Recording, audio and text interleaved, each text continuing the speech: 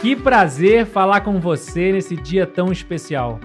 Meu nome é Vabo e esse é o VaboCast, um podcast sobre people skills, as habilidades pessoais, comportamentais e socioemocionais que são fundamentais para navegar nesse mundo de incertezas.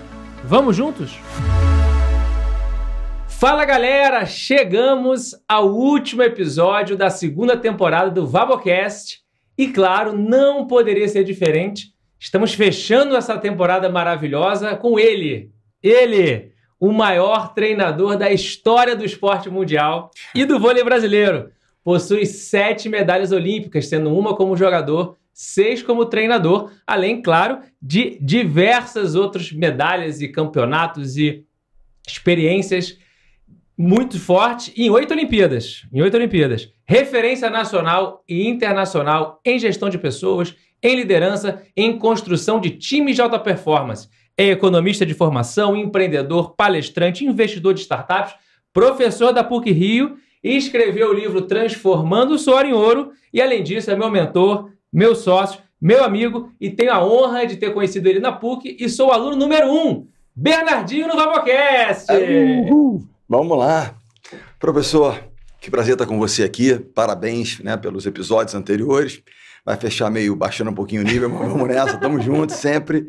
Né? Um monte de mentira nessa apresentação, mas vamos falar algumas verdades aqui no nosso bate-papo. Um prazer e uma honra estar com você, sempre muito bom poder estar trocando com você. Né? Aquela história, mentoria, via de 2 mãos. Então, que bom você ter sido meu aluno número 1 e eu ter sido seu aluno número 1. Então, essa tem sido realmente uma trajetória bacana, essa amizade que se consolidou na sala de aula, que eu acho que tem muito a ver com a gente, né?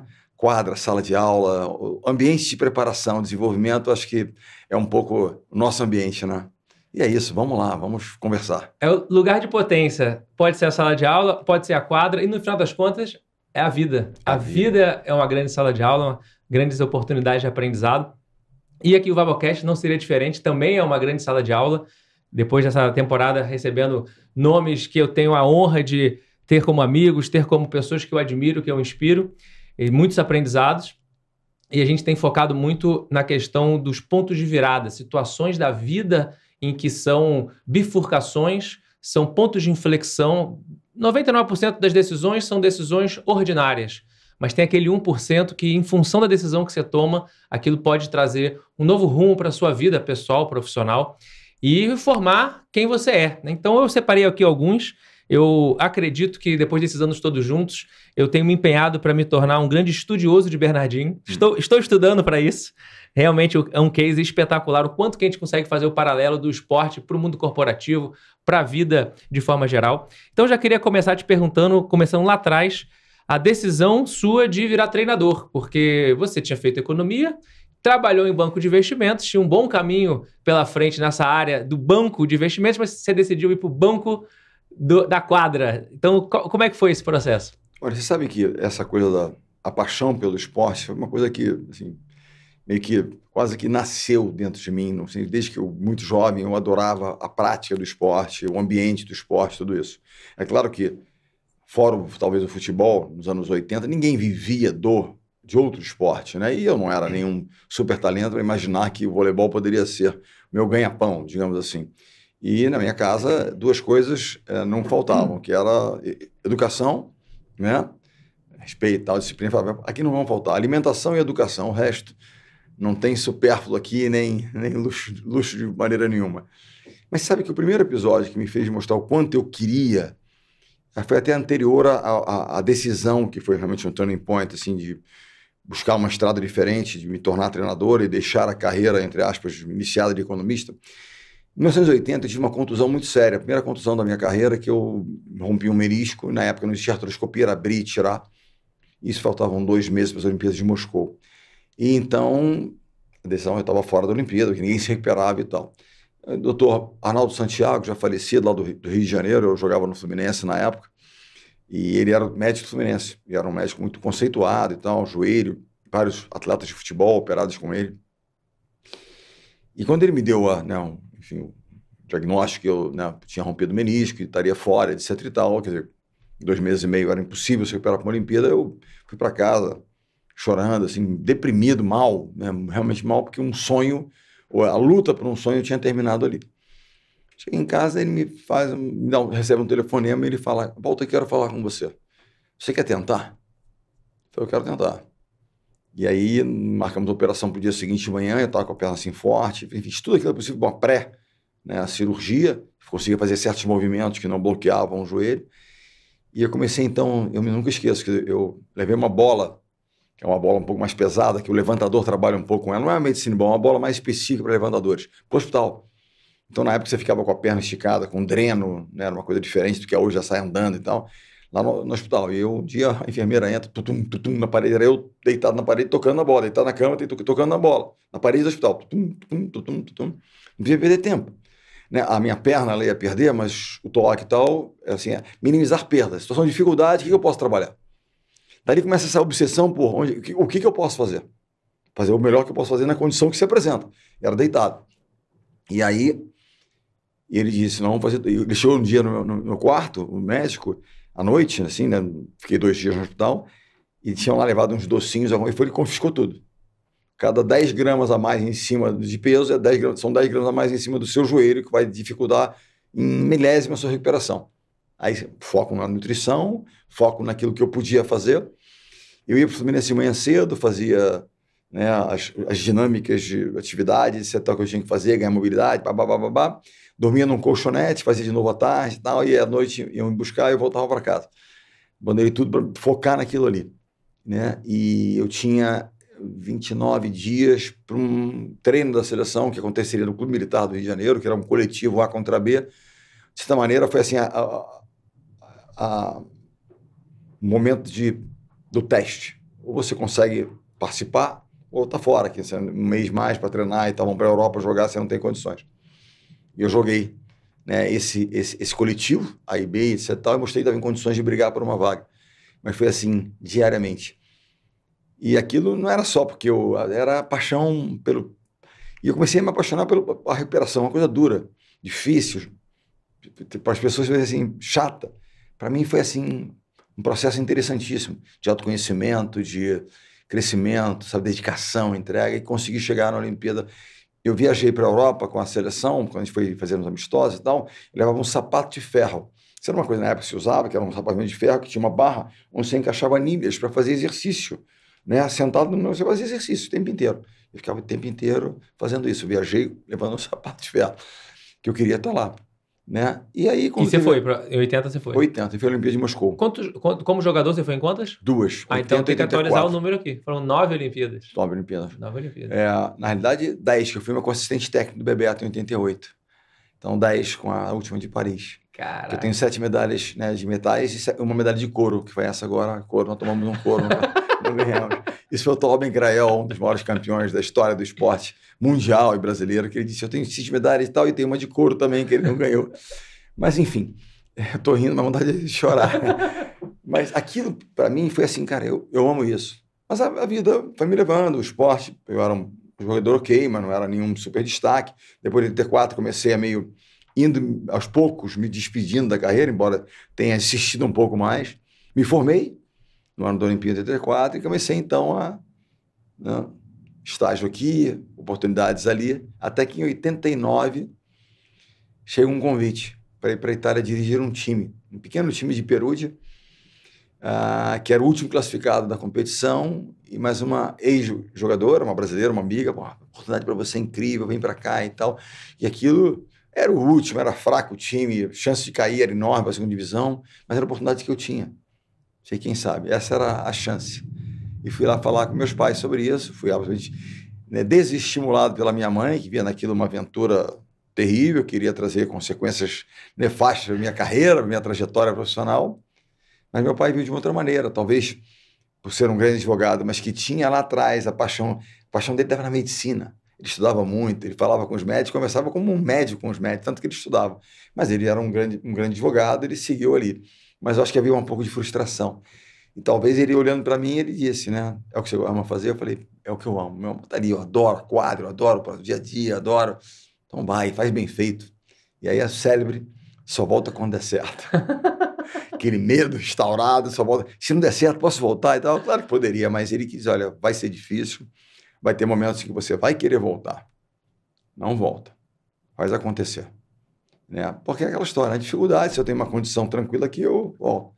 E essa é uma mensagem que ficou para mim em 1989, que eu, todos os dias, eu me deparo com situações onde jovens querem desistir porque deu errado. Eu não sei se ela vale essa figura de... me preocupa muito a questão da baixa resiliência, e numa das nossas turmas lá na faculdade eu fiz um pequeno... Eu provoquei os jovens a fazer um pitch para mim, que era o pitch de se venderem no sentido, olha, eu quero trabalhar, eu quero saber duas coisas, ponto forte e ponto fraco. E um dos pontos fracos mais abordados foi a baixa resiliência. Quando há algum obstáculo e tal, não, chega. Os nãos desestimulam ou fazem com que eles desistam. E tem uma coisa do esporte que é interessante, que ela trabalha, né? Você, poxa, está correndo. Vai doer às vezes, vai estar cansado, mas você vai de novo, você botou uma meta ali. Só que às vezes, por exemplo, os jovens hoje, na prática talvez menos prática do esporte, né? Menos atividades dessa natureza competitivas, você vai e joga você contra um videogame, que tem ali na batalha e tal. Só que quando game over, o que você faz? Start again, começa de novo. Então você não tem, digamos assim, olha, você perdeu, você vai ficar fora agora, só volta a jogar daqui a um tempo que você perdeu, você fica fora na pelada ali, entendeu? Ou você, né, é cortado do time, quer que seja.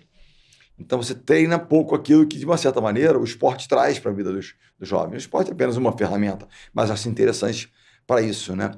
E meus pais acreditavam muito nisso, na força do esporte, como até desenvolvimento de people skills. Você vai ter que trabalhar em equipe, lidar com pessoas, se comunicar, né? Tudo isso que tem a ver com se relacionar, lidar com as suas emoções. Na vitória, sou o cara, eu menos. Trabalhar a humildade, não é nada disso. Na derrota, puxa, vou desistir, não, força, vai seguir. Então, tudo isso é vida, né? Com as cores do esporte, mas é vida. Para transportar isso para o mundo corporativo, para a faculdade, para tudo aquilo que você, desafios que você se depara são iguais, né? O bacana do esporte é que as cores são bonitas, as pessoas veem, né? Tudo que a gente passa nas quadras, as pessoas veem. E às vezes elas passam situações similares no mundo corporativo. Então a empresa não bateu a meta, porque perdemos uma partida, ou perdemos um campeonato, tal, porque você também teve um semestre ruim, ou um ano ruim, quer que seja. Fui cortado, fui demitido, né? Enfim, não se classificou por alguma coisa, não ganhou uma concorrência. Como é que você reage àquilo? O que você faz? Né? Você senta, chora ou se prepara, entende aquilo como realmente uma lição? E você falou uma coisa sobre isso, assim, eu estou sempre me testando para tentar entender se eu estou preparado para desempenhar a minha função. Existe uma coisa da força do pensamento negativo. Eu tenho essa coisa de, será que é isso mesmo? Pensamento negativo não no sentido da vida ou azar, negativo no seguinte aspecto, de trazer dúvidas, sabe? Sempre... E aí, como é que eu busco convicções? Tentando me preparar, tentando me cercar de pessoas competentes, tentando, como você fala, quero um mentor, quero conversar com alguém, quero bons auxiliares, bons assistentes, boa equipe, para trazer mais convicção para as decisões que eu tenho que tomar, para, enfim, o trabalho que eu tenho que realizar. Isso é uma busca permanente e não mudou. O Vabocast é um oferecimento da GUP, a HR Tech líder no Brasil. Veja na descrição desse episódio condições especiais para você também se tornar um cliente GUP e transformar a sua gestão de pessoas. Você citou agora que essa primeira oportunidade na Itália foi uma oportunidade na crise. Sem dúvida. Depois você passa um tempo na seleção feminina de vôlei, e aí quando você é convidado para ir para a seleção masculina de vôlei em 2001, mais uma crise, estava em 6º lugar a seleção. Mas quando eu volto da Itália, né, nesse momento de crise, aí eu mudo de time também, no momento de crise, inclusive financeira do outro time, né, não foram decisões corajosas, foram oportunidades em crise. Coragem é você assumir uma empresa que só bate resultado, entrega. Pô, agora você vai assumir, caramba, e agora? A expectativa está lá em cima. Ali era uma crise, vamos tentar fazer. Quando eu volto ao Brasil, assumo a feminina tinha perdido o sul-americano. Então era um momento de crise também, porque nem o sul-americano a gente ganhava. Né? O Peru dominava, e etc. E aí, mas tinha um potencial enorme, uma geração incrível de vice-campeã sul-americana passa a vice-campeã mundial. Bum! E nunca mais perdeu um sul-americano. Mas não, gerações sucederam, trabalhos sucederam, o Brasil tinha potencial para ser dominante no cenário sul-americano, muito forte no pan-americano e um bom candidato no cenário mundial, que aconteceu. Medalhas olímpicas começaram a surgir, depois foram campeãs olímpicas, enfim, tudo isso aconteceu. Mas naquele momento era um momento de crise, mas crise com grande potencial. Como é que a gente consegue realizar aquilo? Né? Aí você estabelecer uma cultura, né? Aquela história. Quais são os valores que a gente quer realmente viver no dia a dia aqui? Disciplina, time, né? resiliência, né? Um propósito, um porquê. Não era só ganhar uma medalha, mas mostrar que com trabalho, dedicação, com suor, a gente pode realizar coisas, né? Então era ir além. E isso foi uma coisa que a gente começou. Nós estamos gravando aqui e teve aí a comemoração recente dos 20 anos da medalha de 2004. E o Gustavo postou um negócio muito interessante, que ele postou assim, botou lá a medalha, poxa, que momento incrível, etc. Tal. E ele falou, esse foi um time que se cobrou permanentemente. Era dedo na cara, era briga, era isso, aquilo, outro, mas ninguém brigava com a gente brigava entre nós porque a gente queria ir além, ir além, ir além. A gente acreditava num nível de cobrança elevado, mas a cobrança no sentido de instigar o outro a fazer melhor. Na crença verdadeira de que o potencial era gigante, né? Dos jovens que estavam chegando, dos outros, etc. Tal, né? E ele dizia, e eu agradeci, você é o culpado de tudo isso, porque por tudo que você cobrou que fez, mas principalmente por nunca desistir da gente. Né? Aquela história, eu acho que uma das missões do líder, né? É você realmente, uma crise pode ser a maior possível, você vai dizer, olha, tá difícil o momento, mas se você perder realmente a fé, a crença de que é possível, não é possível para o time. O time certamente vai e serve para qualquer momento. E depois nós vamos abordar essa última experiência, que é uma experiência de grande aprendizado também, porque há situações de aprendizado, claro que duras, difíceis, mas aprendizado. E quando eu fui para o masculino em 2001, só para completar essa questão do 2001, havia uma crise e havia um potencial gigantesco também. E um mix interessante de forças ali, que eram veteranos, dispostos a conquistar algo que não tinham conquistado. Alguns tinham muito tempo antes, 12 anos antes, outros não tinham. Caso de Giba, Alberta nunca tinham conquistado Olimpíadas, no caso, medalhas, nada disso. Acho que nem mundiais também não. Mundiais, certamente, nenhum mundial tinham conquistado. Acho que nem medalhas no adulto. É só nossa geração, uma prata lá atrás. Mas, e os jovens estavam chegando. Então, esse mix complementar de uma energia do jovem querendo descobrir e crescer. Os outros estavam aqui no auge da competência, mas sem ter vencido ainda. Aqueles experientes, talvez não estivessem no auge da competência, mas competentes ainda, mas já com a experiência de vitória.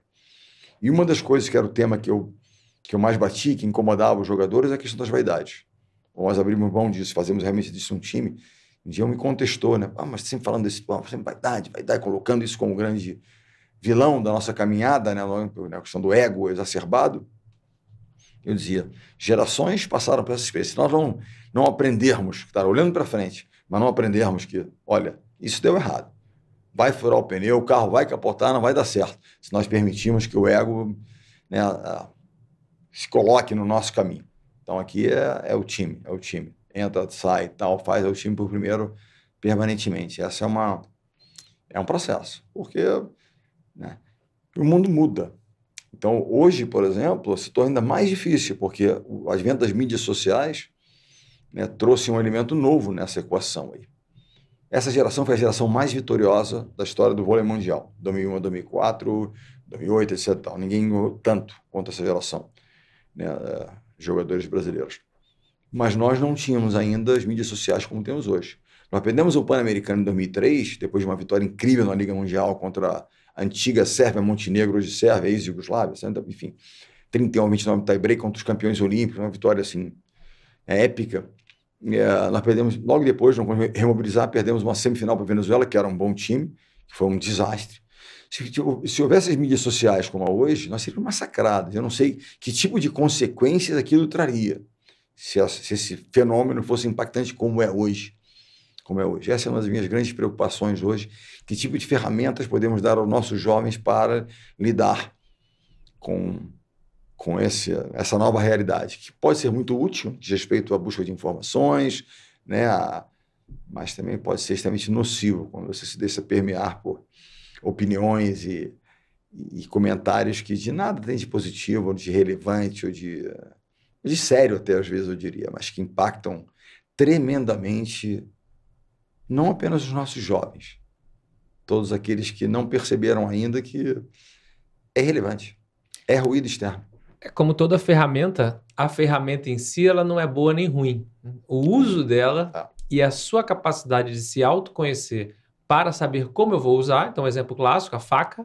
A mesma faca, ela pode ser usada para fazer um maravilhoso sushi, ou a mesma faca na mão do serial killer vai fazer um sushi também, de outra pessoa. Então, se a gente pega um paralelo das redes sociais, a gente vê, por exemplo, a questão de alimentação. Durante muitos anos não existia rodízio, como tem hoje, rodízio de pizza, rodízio de carne, rodízio de comida japonesa. Não é porque eu tenho comida ilimitada, que eu sou obrigado a comer tudo que vem para a mesa. Não é porque eu tenho cartão de crédito ilimitado que eu sou obrigado a gastar tudo que eu posso gastar porque eu tenho limite infinito. Não é porque eu tenho o feed infinito do Instagram que eu sou obrigado a ficar 100% do tempo... Ou consumir tudo que vem ali. Consumir tudo que vem. E como que eu... vou esperar agora que o mundo pare, o mundo desacelere, o mundo me dê menos estímulos. Não vai acontecer. A única coisa que está sob nossa gestão é a nossa capacidade de entender que eu vou usar a ferramenta até um certo ponto que está sendo positivo. A partir dali, aquilo traz muito mais prejuízos. E aí, por exemplo, os massacres. Perfeito. Conversar sobre isso é fácil. Lidar com isso no dia a dia é muito complexo. Por causa da dopamina. A dopamina está ali o tempo inteiro estimulando você a ficar preso. Eu ouvi de um jovem jogador dessa geração, eu não, a minha filha ouviu, porque esteve com ele lá em Paris, e uma coisa muito interessante. Ele teve uma boa atuação na Olimpíada, jovem, e aí as pessoas elogiavam, um dos poucos elogiados nas mídias sociais depois de uma derrota, onde o massacre vem, né? E ele disse para minha filha, Júlia, ano passado eu fui massacrado, quando eu joguei muito mal num torneio XYZ. Eu não acredito que eu seja isso tudo que eles estão dizendo agora. Porque essa é a realidade. Eu digo isso há muito tempo, muito antes desse fenômeno das mídias sociais. Ainda existia só, digamos, a mídia mais tradicional e você eventualmente era muito elogiado quando vencia ou era muito criticado quando perdia. Então você era medido apenas por vitórias e derrotas, né? A regra era essa. Eu sempre dizia isso. Você não é tão bom quando eles querem fazer você crer que você é quando você vence. Você também não é tão ruim quando eles dizem que você é quando você perde. Você está em um lugar no meio desse caminho. Não se iluda, não se deprima, siga fazendo aquilo que cabe fazer, que é no dia seguinte... Venci, tenho que seguir aprendendo. Humildade para fazer o que fazer. Perdi, o que eu aprendi? Como é que eu posso mudar meu processo amanhã e melhorar? Né? Mas não é simples o processo, não é fácil. Né? Isso é um mundo muito interessante. Uma grande amiga, ela falou que ela tinha muitos seguidores e tal, na profissão dela, e ela então um dia, alguma coisa que lançaram lá sobre pessoas que gostavam muito, fizeram lá um negócio, tinha lá 10 mil comentários incríveis sobre ela, como amavam, como gostavam, como curtiam o trabalho dela. Ok. E tinham lá 10, 15, meia dúzia de comentários muito ruins. Cruéis. Eu odeio, eu tal, e tal. Caramba. E ela no terapeuta, estão conversando com o terapeuta das suas questões. O terapeuta olhou para ela, 10 mil e você teve 5 ruins. Tem alguma coisa errada, tem muito pouca gente criticando você. Como quem diz, o mundo não está em equilíbrio essa história, né? Então, assim, mas... A gente fala, eu meio que aprendi a lidar, mas eu sei que não é simples, sei que não é fácil. Impacta a saúde das pessoas. A saúde das pessoas. E jovens, aí saem das mídias sociais, eles entram num processo de depressão, de ansiedade, querem abandonar as coisas. E essas pessoas, elas jamais falariam isso pessoalmente nos seus olhos. Jamais. Elas falam, ou estão na quadra... protegidos por uma torcida, e aí estão xingando ali na quadra porque sabe que tá todo mundo, ou atrás do celular, muitas vezes com perfil falso. O grande treinador americano dizia o seguinte, sabe aquele cara que está sentado no sofá da casa da mãe, não conseguiu sair da casa da mãe ainda, um pouco acima do peso, porque não faz nada, sem saúde nenhuma, etc e tal, né, vestindo um underwear, ou seja, um cuecão lá, e aí ele vai aqui, criticar. Ele não fez nada. Ele está sentado ali, uma vida sem perspectiva, sem nada, simplesmente despeja aquilo ali. E aquilo impacta. Entendeu? Então, assim, até um dia para a Confederação de Vôlei, eu sugeri que eles ativassem os comentários, porque a garotada que não sabe lidar ainda, e como ali é um perfil para informar, mas gera um pouco de engajamento, então eu falei, vamos medir um pouco o impacto disso, até que ponto gerar o engajamento, mas também trazer esse, entre aspas, veneno, né, de críticas excessivas para essa garotada é positivo. Pode desativar, vai vir direct, pode... A grande questão é que a gente tem que treinar a garotada a fazer algo que eu acho tão importante, que eu tatuei no meu braço. Chama unhookable. Unhookable.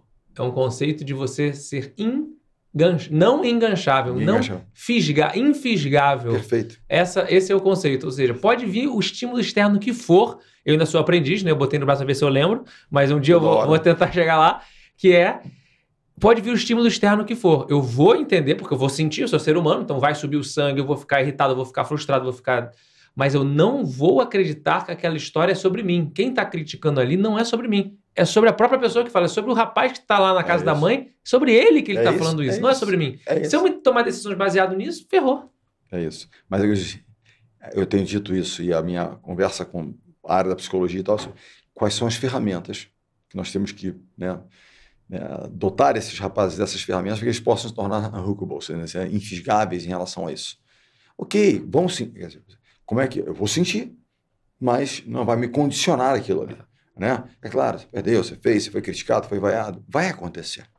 Vai acontecer. Mas como é que isso não impacta, não afeta, não... Pois é, porque muitas vezes a pessoa ela recebe o estímulo, uma fechada no trânsito, um comentário na rede social, vai ter a descarga emocional. A questão não é essa, a questão é que no pós a pessoa fica presa naquilo, fica enganchada naquela situação. Sabe qual é um estudo feito sobre os grandes atletas, mas serve para todos os atletas corporativos também, né? Que o que separa os 5 top do mundo dos 25, digamos assim, daqueles que são pós-5, é a reação e como é que dos 10, 15 segundos pós um ponto, no caso do esporte, é um ponto, um erro, um ponto negativo, quer que seja. Como você reage àquilo. Se você for fisgado por aquele momento negativo e tal, aquilo vai condicionar o seguinte, como é que você reage àquilo? E essas pessoas conseguem reagir, você vai ver agora no próximo ponto, eu vou ser ainda melhor, eu vou fazer, tal, enfim. Ou até o positivo, achar, tá ganho, né? Fiz um ponto, agora então tá tudo ganho. Aí sobe a cabeça e... Atenção, foca no movimento, etc, etc, etc. Entendeu? Então, é o seguinte, estão falando sobre isso, são coisas novas. O Bernardinho ganhou, desculpa, eu ganhei num cenário diferente. Como é que continua ganhando num cenário onde existem novos ruídos, novas fontes que trazem questões diversas e continuar fazendo um time, sabe, corajoso, que enfrenta, que tem a resiliência de lidar com as dificuldades, etc, etc. Isso são coisas novas. Como é que continua me capacitando para? Então, redes sociais hoje é um grande problema que traz problemas de saúde mental, tentar fortalecer essa mente e, desde sempre, continua sendo importante hoje essa gestão, esse controle desses egos e vaidade. Então, a pergunta, qual foi o corte mais difícil da sua carreira como treinador? Cortes são sempre muito complicados. Cortei seleção feminina, meninas chorando, eu me lembro de vários que doeram demais. Ana Paula Popó, Denise, enfim, várias que foram muito duras.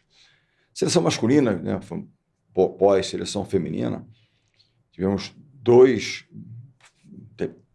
O primeiro deles foi o Henrique, em 2004.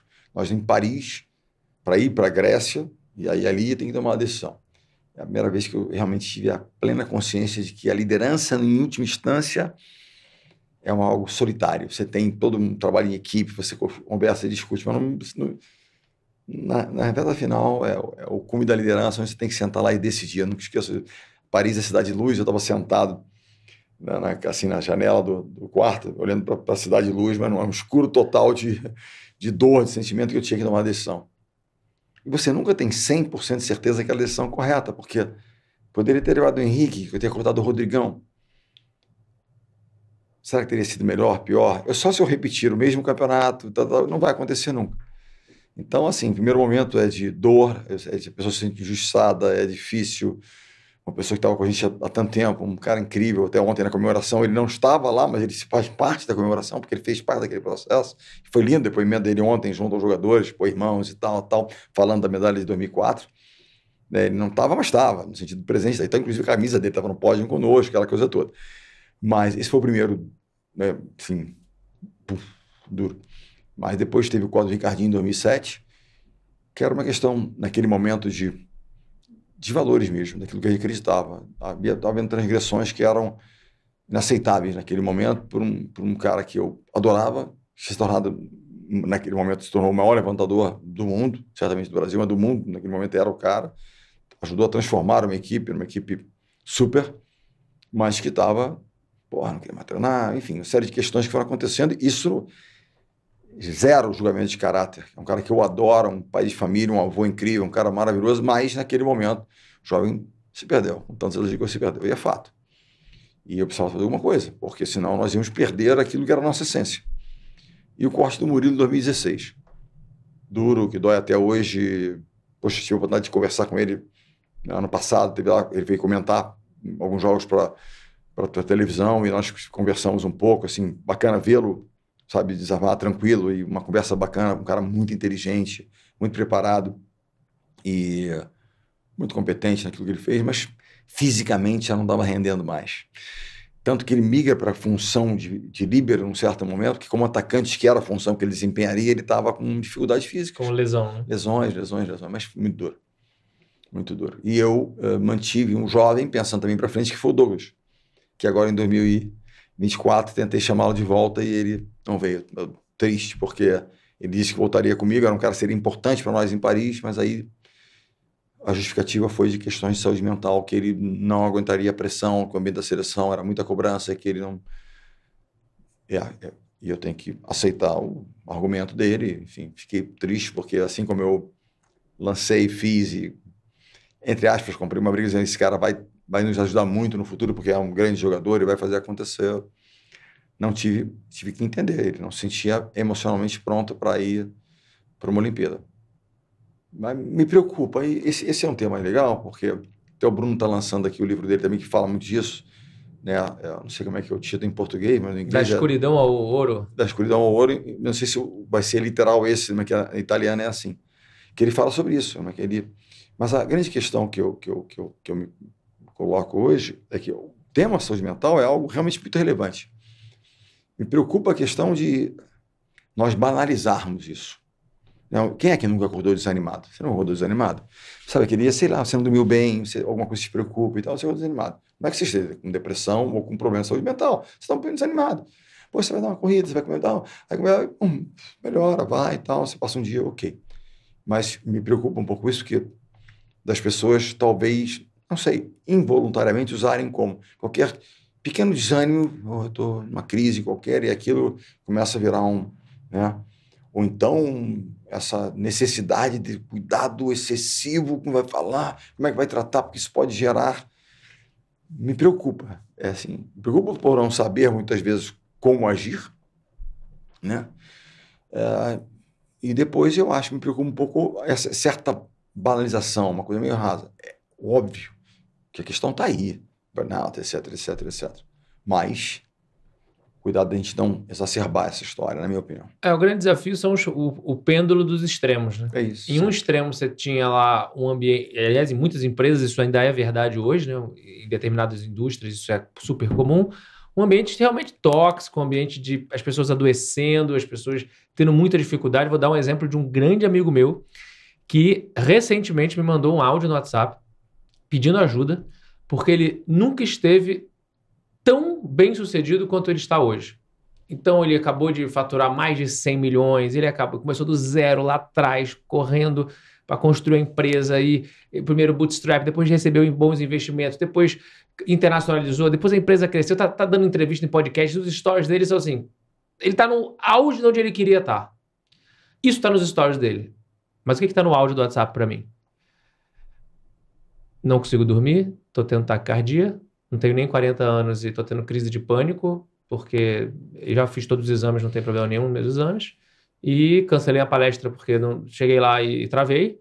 E, resumindo, o meu sucesso está trazendo um custo muito alto para mim. Que sucesso é esse? Exatamente, não vale. Conheça o meu livro, Falar em Público é para você. Perca seu medo, desenvolva sua oratória e aprenda a ouvir melhor. Mais informações na descrição desse episódio.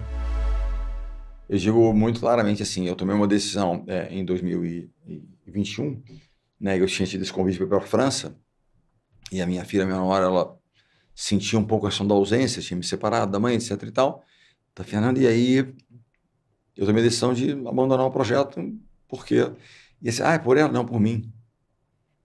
Eu não conseguiria, eu estaria mal lá, imaginando que ela aqui pudesse estar, sabe, debilitada emocionalmente, quer que seja, alguma coisa, eu não conseguiria. Então eu não... mas pô, o Bernardo agora foi campeão olímpico, agora vai França, Paris, Olimpíada. E aí até a mais velha brincando, e aí, não se arrepende? Não, pô, para ser campeão olímpico. Bicampeão agora. Se há uma decisão da qual eu não me arrependo, é essa. Zero arrependimento. Porque eu tenho certeza que ela está mais feliz e eu estou muito mais feliz. Mas você não ganhou medalha, mas eu estou feliz. Ah, tô chateado por não ter ganho, poxa, frustrado, etc. Com certeza. Mas animado para aprender, para seguir, para fazer e tal, e super feliz com aquilo que para mim é mais relevante. Então, assim, eu aprendi. O tempo, eu fiz muitas decisões erradas, que certamente me levaram a uma certa infelicidade em momentos, em crise eu tive, dormi mal, muito tempo dormi mal, saúde certamente pagou o seu preço em algum momento, tentava compensar de outras maneiras, né? Mas esse é um questionamento muito importante que as pessoas têm que se fazer. É óbvio que, também não vamos banalizar, você vai pagar um preço para o crescimento, sabe, para a expansão, para ir, vai pagar um preço. Mas que tipo de preço compensa isso?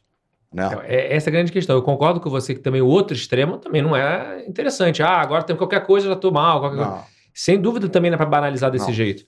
Mas existem situações que não são banais, que são extremamente graves, e essa régua entre eu sei que eu tenho que me desempenhar, eu tenho que ter determinação, eu tenho que ter garra. Aliás, é outra palavra que eu coloquei aqui também para perto do relógio, grit, para quando eu estiver olhando o relógio pensar em desistir, eu lembrar da garra. E essa linha tênue entre ir de um ponto em que eu sei que é aquela milha extra que eu preciso dar para conseguir chegar, até o momento em que aquilo vira um esgotamento físico, mental, que vira uma depressão, que vira uma angústia, vira um burnout, vira um estresse contínuo, porque um estresse ou outro aqui até é importante para a sobrevivência, claro, tem que ter o estresse. Claro. Agora, o estresse crônico, exato, isso é o que acaba gerando.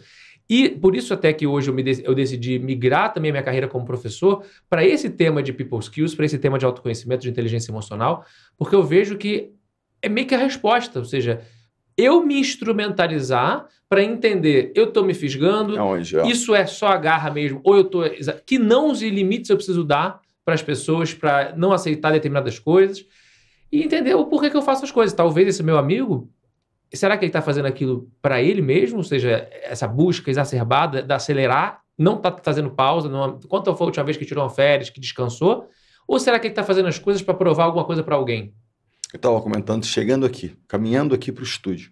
A minha filha ontem, de 14 anos, mandou um vídeo, que eu não consegui abrir, porque era TikTok, eu não tenho TikTok. E ela mandou o vídeo para mim, falando sobre o descanso. Então, é um desenhozinho espetacular, que fala do trabalho, do estágio, o descanso. Ela falou assim, pensei em você. Opa. Mas eu digo assim, eu tenho tido pausas que eu nunca tinha tido. E as pausas são com elas, né? As pausas são em família, as pausas são em pequenos que eu nunca tive. Eu não me concedia. Nosso amigo Baza, né, postou aquela história de glamorizaram tanto essa questão da vida dura, tal, que quando você descansa parece ser vagabundo. Tem culpa. Você se sente culpado. Pô, não estou trabalhando, caramba, como é que pode? Você começa a ficar agoniado com essa história toda. Eu não estou dando treino, não estou treinando, não estou me dedicando, tal. E não é simples você sair disso, sabe? Quando você foi fisgado por essa história, sabe? Quase da obsessão.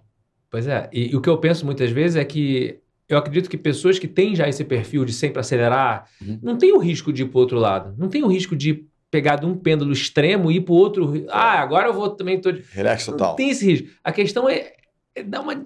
isso. Um pouquinho menos ali no final. Isso. Esse é o grande lance. Eu acho que tem que ter assim... É o prazer e até o desafio da quadra, no meu ambiente, da quadra dos dias ou da sala de aula, assim, semanalmente, quer que seja, legal. Mas sabendo que, olha, sair aqui, eu vou dar uma desacelerada aqui, eu vou relaxar um pouco aqui, né? Dar essa pequena... Eu concordo plenamente com você. Uma pessoa que tem uma certa característica, até certo um histórico dele, ele entende que para você ter êxito, você tem que se dedicar. Eu tenho que ler um pouco mais, você, poxa, dar uma palestra, ficar um pouco até mais tarde, vou dormir um pouco menos hoje, faz parte. Mas eu vou dormir um pouco menos hoje, amanhã, depois da manhã, porque tem um pouco mais. Aí se torna uma coisa compulsiva, né? E aquilo se torna um vício. Um vício. A pessoa falava para os assistentes, não, hoje, segura hoje, não vai não, tem gente vai lá. Eu não consigo, tem que ir. Hoje eu consigo, eventualmente, não ir. Entendeu? Dizer, não, hoje eu vou... Outra coisa, eu vou ler, eu vou ficar com as meninas, eu vou fazer alguma coisa. O que eu não consegui, né?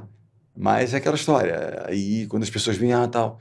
E as próprias relações, a relação de você pressionar, são gerações diferentes. Há décadas atrás, alguém chorou, engole o choro. O esporte, o ambiente era esse. Quantos problemas talvez não tenhamos tido com esses engole-choros que a gente ouviu por aí? Certamente. Entendeu? Certamente. Para de frescura. Clássico, hein? Clássico. E uma pergunta sobre essa questão das gerações, qual geração era melhor, de 2004 ou de 2016? Tecnicamente, com de talento, 2004, sem dúvida. Das melhores gerações da história. Mas ambas foram medalha de ouro. A outra, o talento dela, claro que tinha uma dose de talento super bacana, mas não comparava com 2004. Mas eles entenderam, né, que uma boa dose de talento, com extrema dedicação, sabe, com um time que realmente tinha como valor de solidariedade, de altruísmo, de entrega e tal, isso poderia superar, entre aspas, times mais talentosos. Esse era o grande talento, talvez, desse time. E que se mirou no exemplo de trabalho daqueles talentosos que se tornaram supercampeões de 2004, né, por aí o caminho. Nós temos que fazer um pouquinho mais, porque nós temos menos talento, fato. Então, será que a 2016 não é melhor que a 2004 exatamente por isso? Eu falo... Eles tinham menos talento e mesmo com menos talento conseguiram ser campeões olímpicos? Eu de talento no sentido de técnico, físico e tal, 2004. Agora, melhor...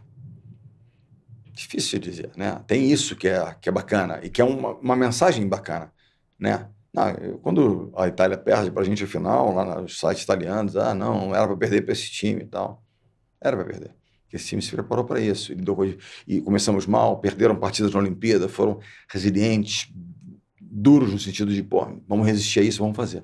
Tem uma foto emblemática que nós estávamos no topo, né, no pódio, os Estados Unidos era terceiro, estava aqui. Um grande jogador americano, que agora ganhou bronze lá em Paris, onde estava aqui do lado de um jogador nosso, que era um ótimo jogador, mas muito menos talento do que esse. E ele olhando assim para esse jogador menos talentoso, realmente, com ouro. Aquilo para mim é um simbolismo claro de que, ok, os caras são bons, conquistaram e tal, mas há algo além daquilo ali. Estava representado naqueles caras que estavam ali. Esse é o ponto que eu queria trazer essa provocação, porque se a gente for pensar sobre os atributos tradicionais de mensuração, 2004 pode ser considerada a melhor se o atributo for técnico-físico.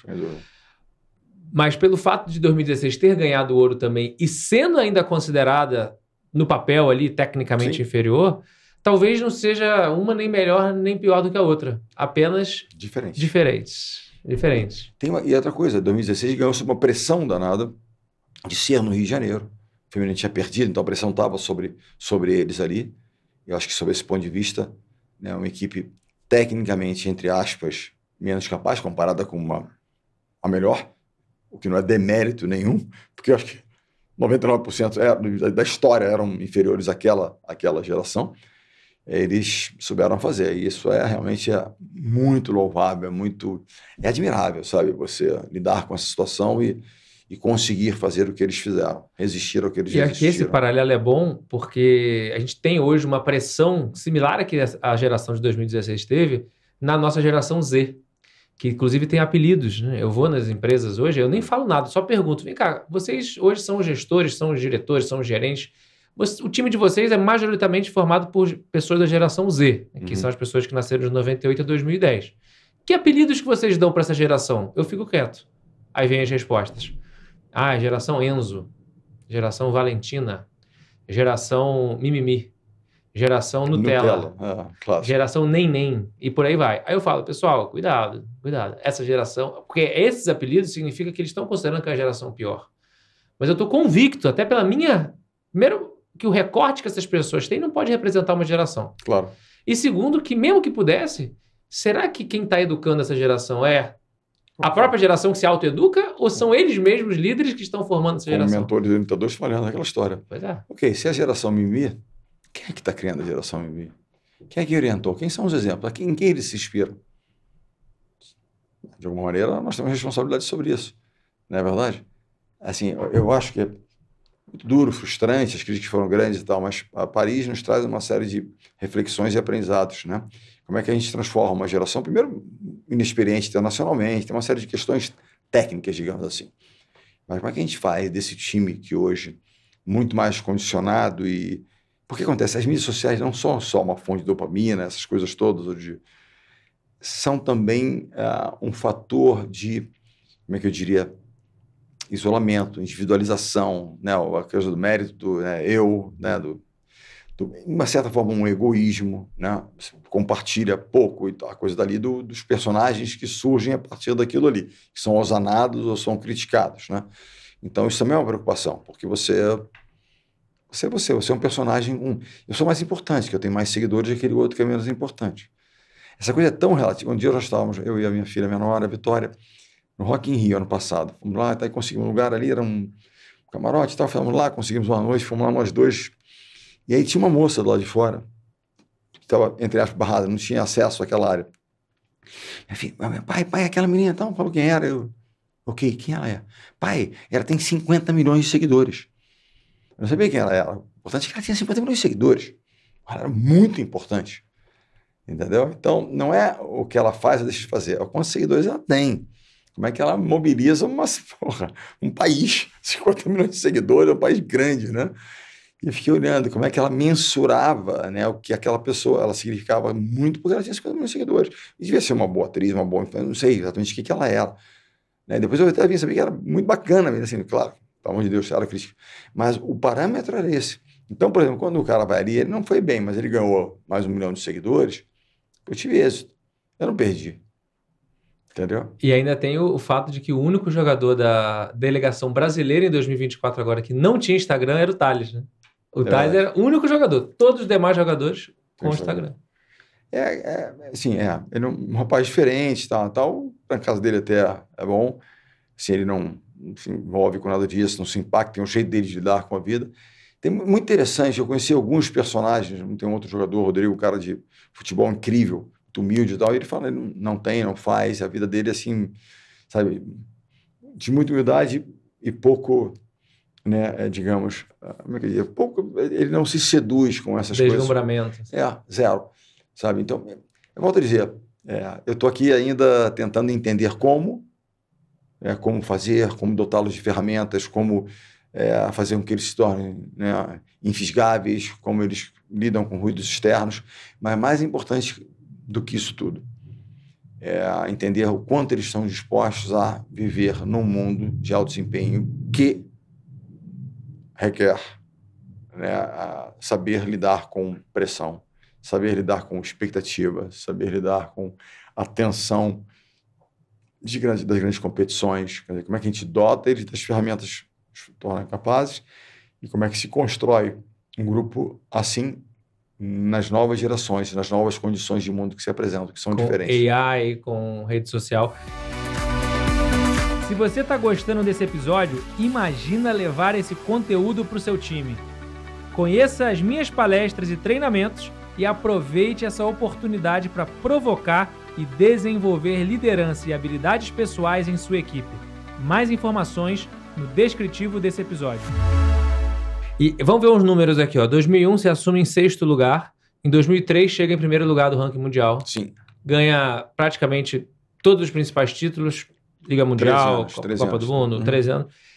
Você sai da seleção em 2016 ali, 17, e aí o Brasil continua em primeiro ainda por alguns anos depois. Algum tempo. Acho que mais uns 2, 3 anos já continuava. Ou seja, ficou ali quase 20 anos, um pouco menos de 20 anos, em primeiro lugar. Talvez seja a seleção mais consistente da história do esporte, não só do vôlei. Talvez junto com o All Blacks, da seleção de rugby. Provavelmente. Então, essa consistência, é mais difícil chegar lá ou se manter lá?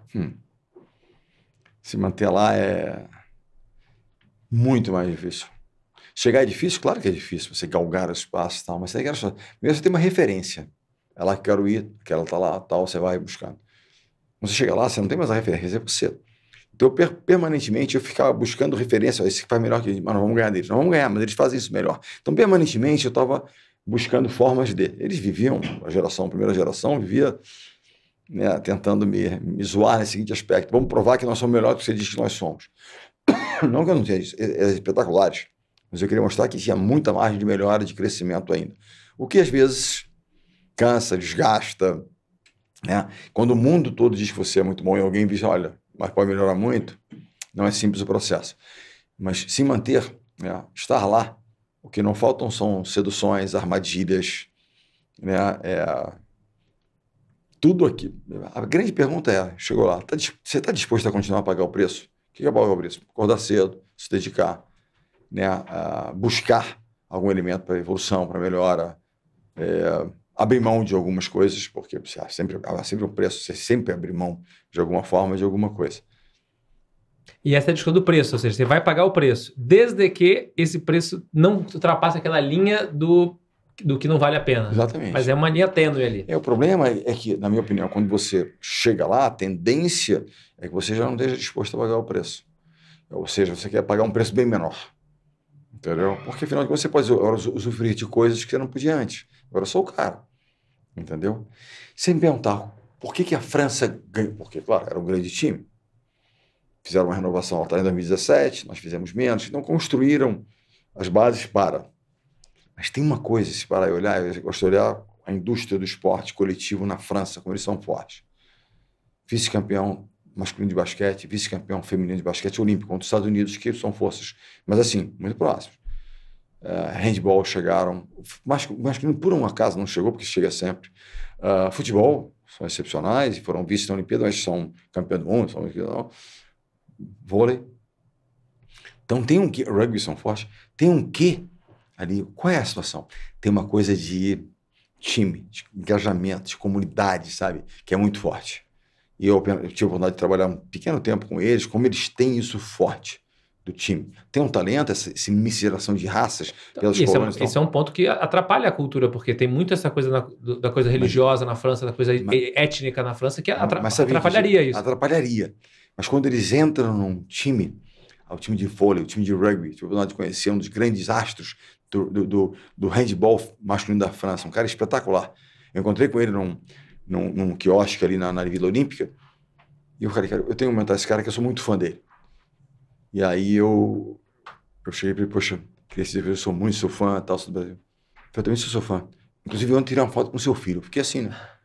Aí realmente, meu filho postou uma foto com ele e tal. Falei, caramba, tal, o cara conhece e tal. E aí, trocamos assim, rapidamente palavras, depois trocamos uma mensagem, etc e tal. Eles têm esse mix de background, de origens, sejam religiosas, raciais, daqui, colônias da África, daqui, de lá e tal, que não estão ali.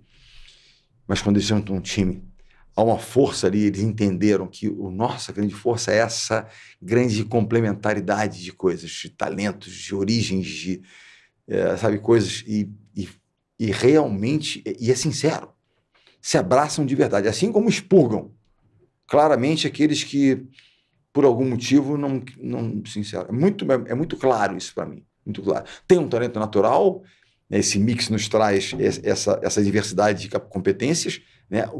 Entender isso, talvez. Como é que se faz? Né, nós tivemos recentemente aí o caso de hoje quase uma corporação, que, né, líderes, e aí alguns deixam a empresa. Não entendendo que na minha opinião, o grande boost dessa empresa, o grande golpe desse bom sentido, né, bom da empresa, seria exatamente a convivência positiva de dois caras de talentos e capacidades de origens diferentes.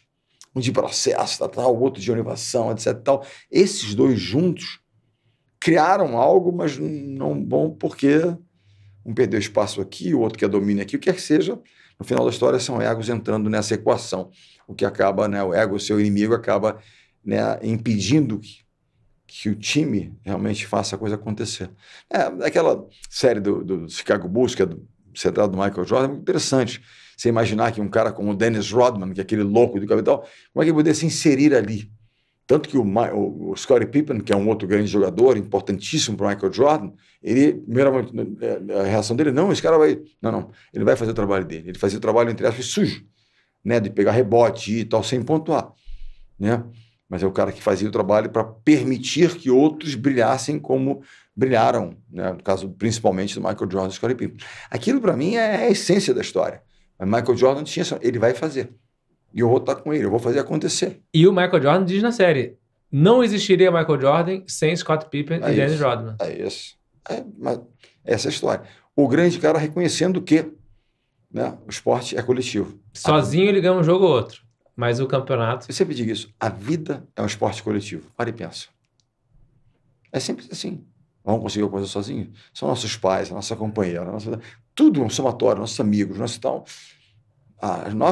nosso desempenho nesse planeta aqui, ela depende desse time que a gente vai formando, uns mais próximos, uns menos, mas todos têm algum tipo de impacto e influência sobre o nosso desempenho. E serve para tudo. Não tenho dúvidas, o meu desempenho na quadra dependeu de 1000 pessoas, não apenas diretamente ligadas ao meu trabalho, mas pessoas que estavam aqui. Né? E qual foi o jogo mais difícil da sua carreira? Mas o mais difícil, o mais tenso foi o jogo Brasil e França em 2016. Se perdêssemos aquela partida, nós teríamos ficado em 9º lugar nas Olimpíadas, saindo da briga pela medalha. Né? E nós vimos de atuações não tão boas, 2 derrotas, etc, etc, e ali foi tensão máxima. Né? Não tem 8ª de final na Olimpíada, nós criamos a 8ª de final, porque se tornou eliminatório para nós e para eles. E eles saem, eles são favoritos à medalha. Eles saem... Você tinha a chance deles serem tricampeões, então. Tricampeões. Ali já eram um dos caras que ganham a Liga Mundial no anterior, estavam brigando pela medalha, com certeza, né? Mas não estavam prontos saindo. Tanto que vencem depois. Mas não ganharam Mundial e tal. Mas eles souberam fazer. E há um elemento nessa última conquista importante, que é a presença de um grande cara na área mental, emoções, etc. Tal. É um professor que escreveu um livro chamado Cabeça de Campeão. Na França? Na França. Entendeu? Que eu tive vontade de conhecer, né? E foi traduzido pelo João Jota, esse livro aqui no Brasil, Cabeça de Campeão. Ele faz comentários e tal, muito interessante, que é um processo que o cara usa e ele realmente soube, sabe, fazer com que os caras, de novo, uma causa, uma coisa de país, de, sabe, né? Cantava Marseillais juntos ali, né, o hino. Mas assim, criou realmente... E eles têm, poxa, o NHP, que é o grande craque deles, que não é o Mbappé do futebol, é o NHP do vôlei, de origem camaronesa, então, é louco, mas um coração de ouro e um cara de time, ele abraça todo mundo, mas é o grande, entre aspas, destaque individual, embora não tenha tido números excepcionais, mas a presença dele faz com que todos florescessem e jogassem ainda melhor. E o time acaba sendo campeão. E veio aos trancos e barrancos. Começa estreando contra a Sérvia, 3-2, num jogo duro, ruim, ganham, perdem da Eslovênia na chave, conquistam uma vitória só na chave, passam, estavam perdendo a quarta de final de 2-0 para a Alemanha, perdendo, viram o jogo e ganham. E ali, pum, pegou, como o nosso jogo contra a França, ali, pum, exatamente assim. E esse jogo contra a França em 2016, o que aconteceu no vestiário? Pré-jogo, muitas coisas interessantes aconteceram. Mas talvez uma das coisas mais legais foi um dos speech do Escadinha, quando ele vira para os jovens colegas, né, que era um dos nossos líderes, veterano, já campeão olímpico, ele fala: vocês estiveram numa UTI?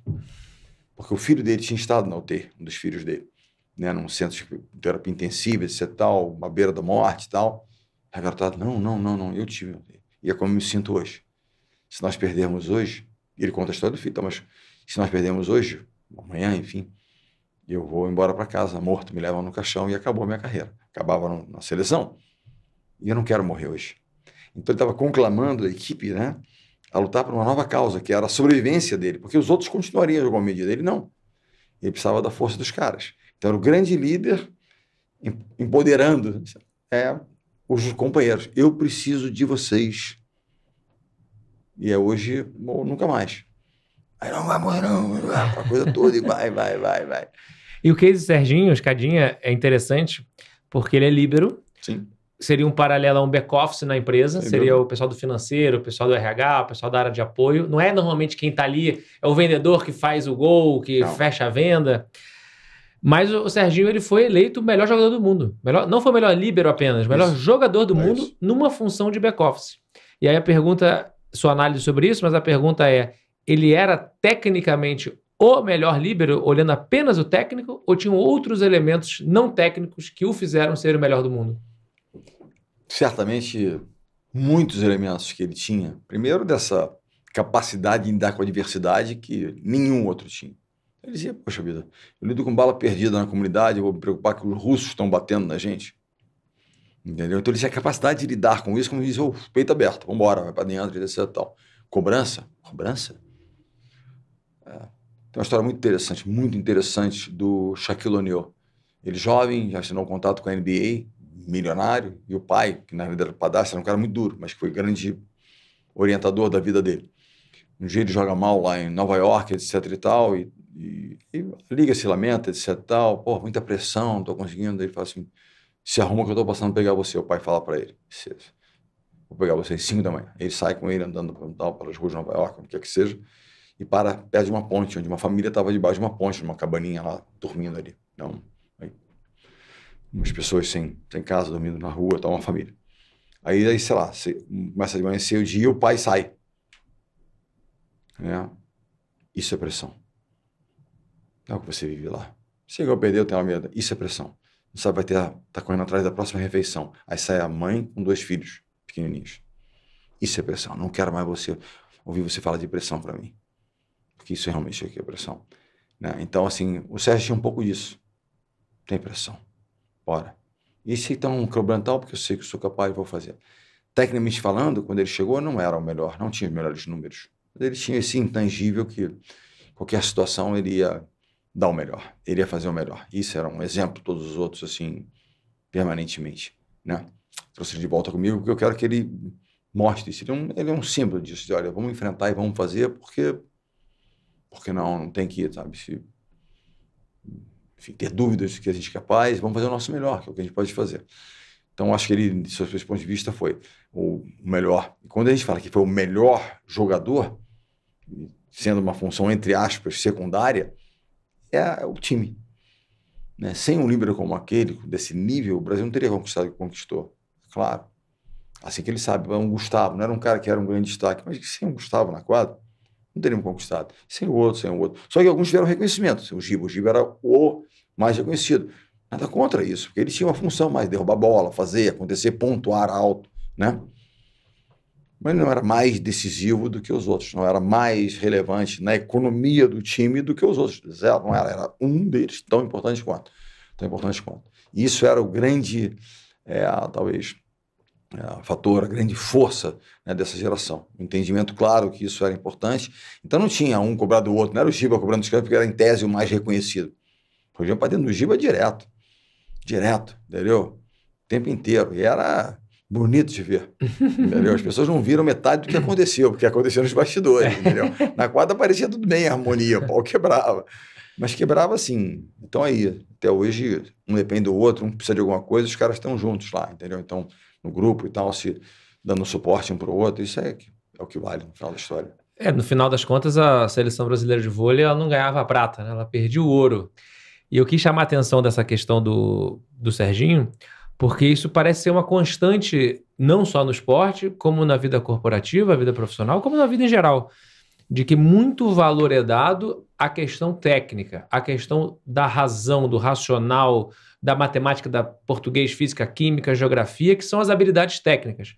E pouco valor é dado àquelas que, provavelmente, no mínimo, são tão importantes quanto que são as competências socioemocionais, comportamentais, que nós chamamos aqui de habilidades pessoais, people skills. Então, Serginho era um símbolo da geração 2016, que tecnicamente não era a melhor, porém se venceu medalha de ouro, se teve esse destaque todo, é que provavelmente os outros elementos intangíveis, abstratos, que estão impactando, e o outro grande exemplo disso é o próprio Tom Brady. Né?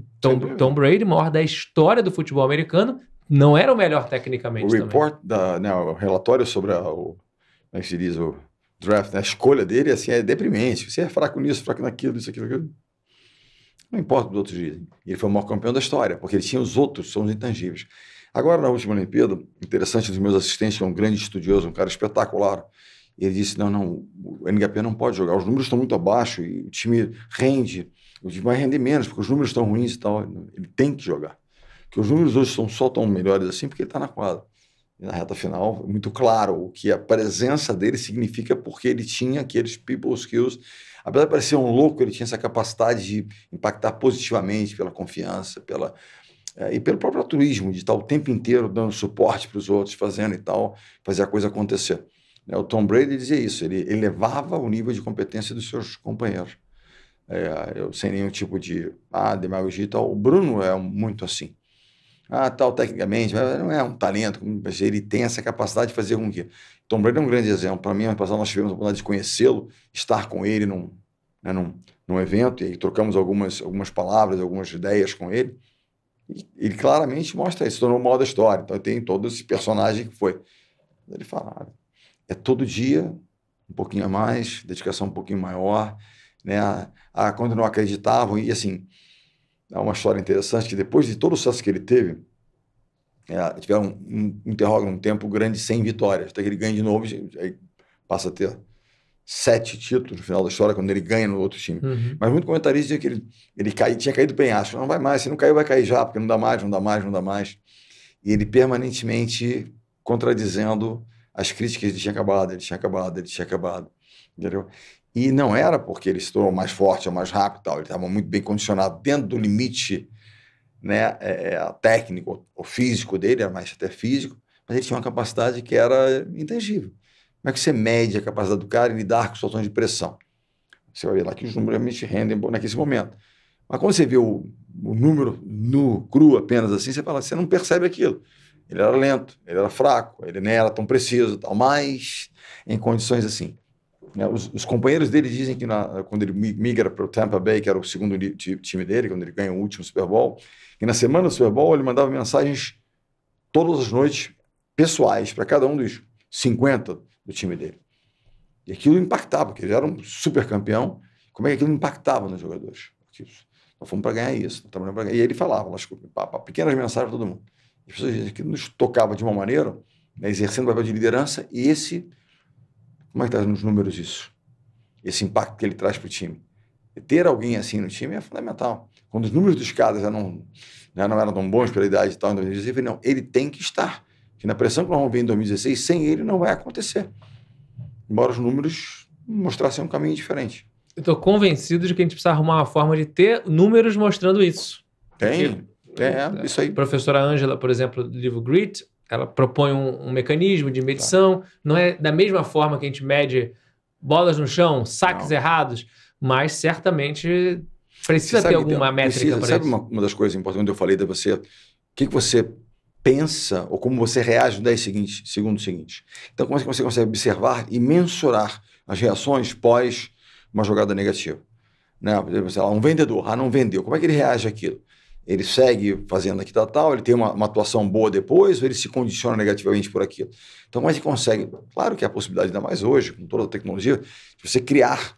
Mas o que eu quero realmente mensurar? O que mostra para mim um comportamento ou uma capacidade pessoal, um people que ele lida bem com situações dessa natureza, que ele enfrenta bem esse tipo de coisa.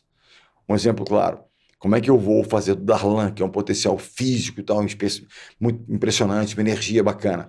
Nas 2 partidas, uma delas nós estávamos sem o Alan, que era o irmão dele, que era o backup dele, contra a Polônia, que o Alan estava machucado, ele teve um rendimento, números muito abaixos, e nós jogamos um pouco sem oposto naquele momento. E, pelo amor de Deus, era apontar-dedos. A minha única questão é como é que eu consigo fazer dele, ele desempenhar esse potencial e se tornar eficiente com o potencial que ele tem. E no jogo contra os Estados Unidos, que a gente tirava, botar o Alan, que o número estava baixo. Pô, tirou o Alan. É claro, por quê? Ele não estava conseguindo render. É fácil dizer, ele não está conseguindo. Agora, por quê?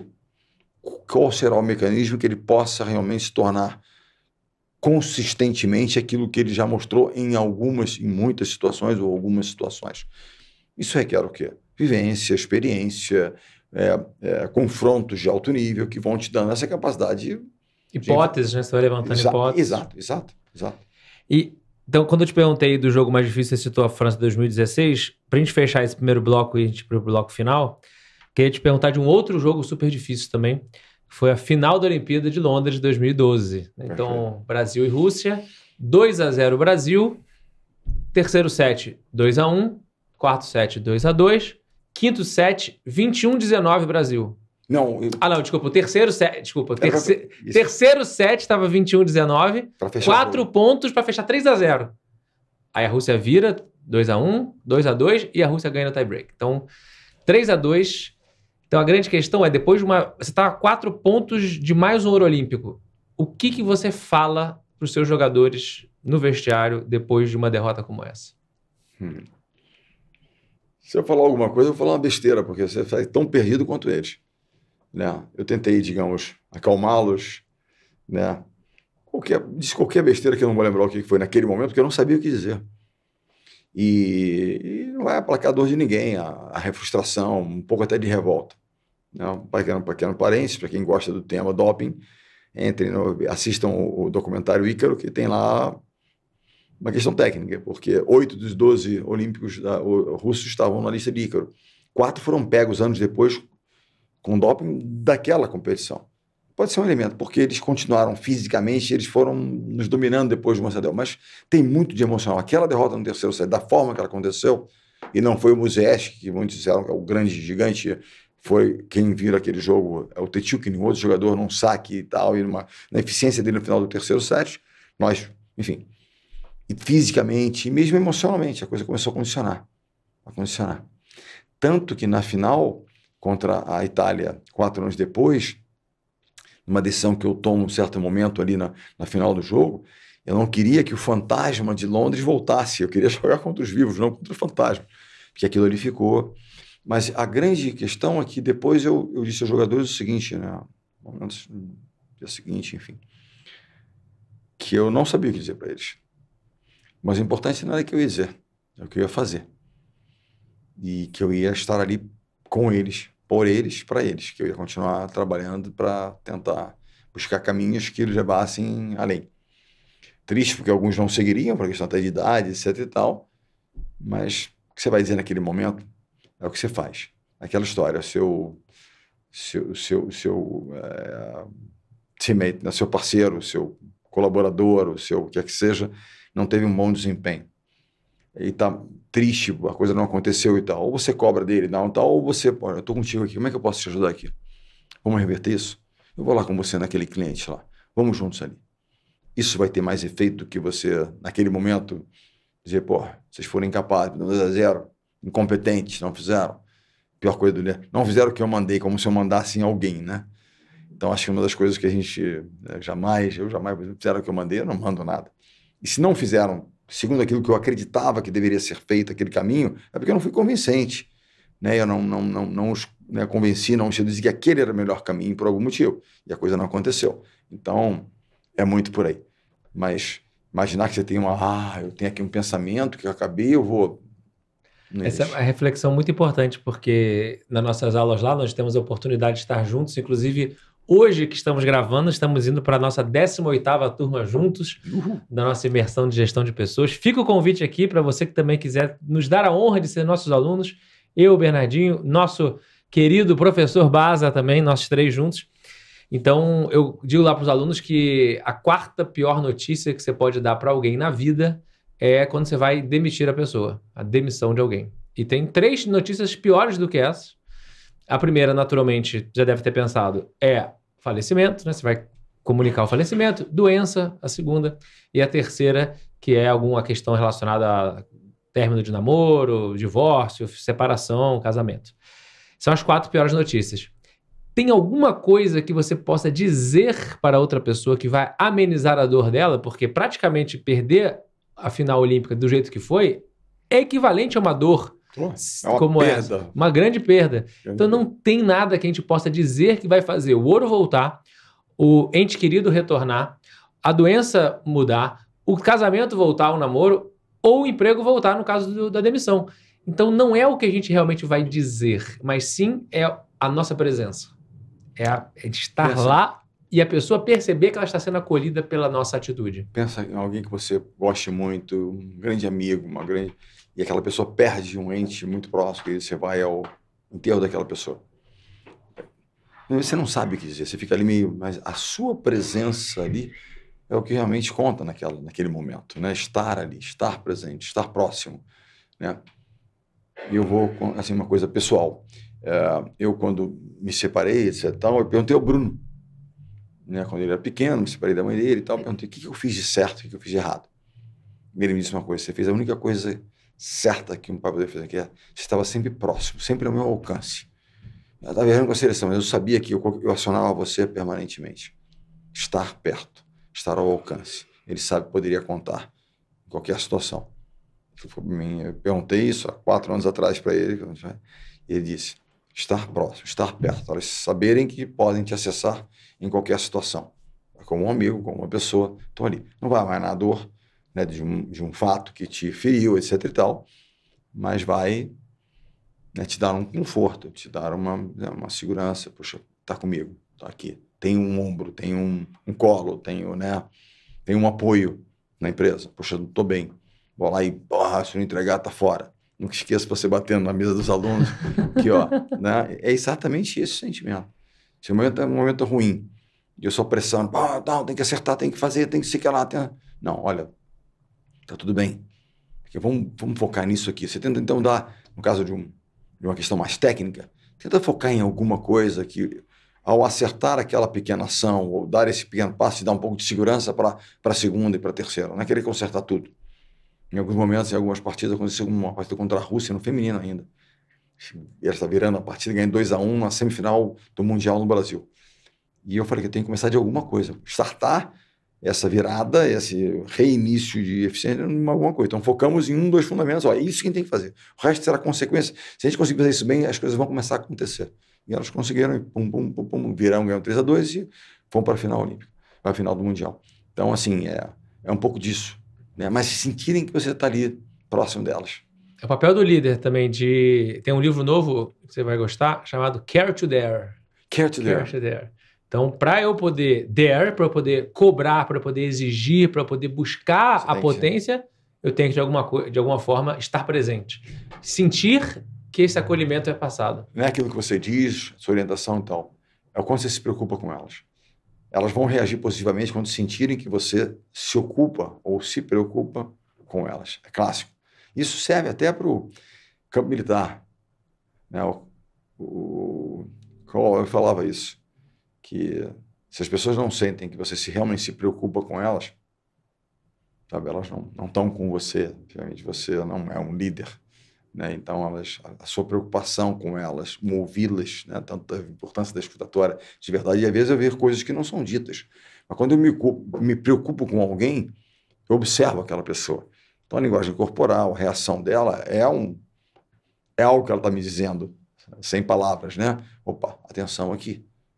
Opa, estou próximo aqui. Não, deixa ela um pouquinho mais quieta, não posso pressionar porque ela está no momento dela. Então, é isso. E é isso que novas gerações ou novas pessoas, você tem um grupo, você não aprendeu ainda, não sabe ainda como, entendeu?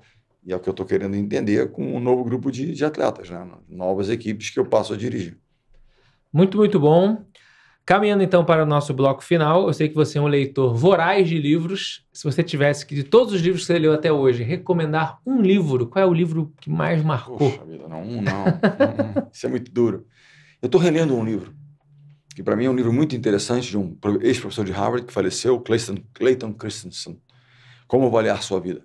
How to Evaluate Your Life. Porque, assim, eu estou relendo, porque foi um dos livros bacanas, como o $1 Trillion Coach, eu adoro, do Bill Campbell, né, o treinador de $1 trilhão, né, tem tantos livros. Estou lendo um outro livro inteiro. Eu gosto de fazer o que eu estou, porque teve tantas coisas legais que marcaram, que tal, né? Do hard things, né? Faça coisas difíceis, porque isso te testa e tal. Mas como avaliar sua vida é interessante, porque a gente toma muitas decisões, né? E estamos sempre pensando e tal. Essa gente parar e avaliar o que realmente te move, como é que é, não é? Não, olha, eu estou aqui numa empresa, trabalhando, mas, cara, a minha vocação é ser professor. Isso é você. É claro, quando eu entrei na PUC pela vez que a gente fez um semestre juntos, eu falei, cara, isso é um professor, nasceu para fazer isso. E assim, eu não sou bom em muita coisa, mas convivi com tantas pessoas, você começa a perceber um pouco, puxa, bom nisso, tem jeito, isso aqui é ler um pouco as pessoas de uma certa maneira. Não tem dúvida, você está ali, é o seu campo. Você se solta ali, você faz, você impacta as pessoas, sabe, se engajam. Né? Então, acho que isso é o que realmente vai. Aí, vou seguir na seleção, não vou seguir na seleção, o que move? Como é que a gente elimina os ruídos externos? Olha, veja bem, mas você podia ganhar mais, não sei aonde. Ou você, não, mas é um risco você seguir ali. Desculpa. Viver é correr riscos, né? Então, mas o que me move? O que realmente faz? Então, parar e poder avaliar um pouco do que eu fiz e olhar para frente o que eu quero fazer. Eu quero sim seguir, mas de que maneira eu quero seguir? Né? Não quero cometer erros que eu já cometi, não quero afastar pessoas, não quero que seja um processo obsessivo, embora dedicado, etc. e tal, onde eu perca coisas que eu conquistei ou reconquistei, que é a proximidade total das minhas filhas, meu filho sempre teve, né? De um relacionamento bacana, né? Então, isso eu não quero abrir mão, olhando para o futuro. E como avaliar essa vida, tem uma série de questões que a gente vai adiando, a gente vai fazer, não, eu vou aqui comprar um helicóptero, depois que eu comprar, minha vida vai estar resolvida, entendeu? Aí eu vou realizar aquele sonho de transformar o mundo, entendeu? Mas aí você fica sempre nisso aí. Então é um convite à reflexão. É um cara muito especial. Já deu uma boa evoluída, porque antigamente era somente os paranoicos que sobrevivem. Que é um livro muito interessante, mas tem um Muito pouco de bom. paranoia, mas tem que ser, como tem que ser uma paranoia saudável, né? Uma paranoia nesse sentido de não a loucura, mas você tem que ser dedicado. Não obsessivo, quando a gente para da obsessão da coisa, mas dedicado. Dedicado, sim. As pessoas veem alegria na dedicação e não um peso na dedicação, sabe? Que às vezes fica pesado. Eu olho e falo, porra, o cara tá cansado, o cara tá, sabe? E vai. Sabe? Quase que se vangloria de estar cansado e fazer.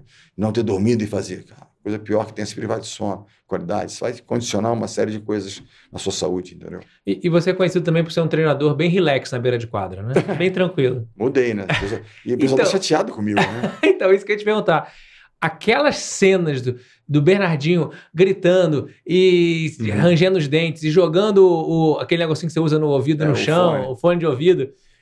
A gente não tem visto mais isso. O que mudou? O nível de exigência, treinamento, tal, continua o mesmo. Mas pessoas diferentes vêm tratadas de forma diferente. E desculpa.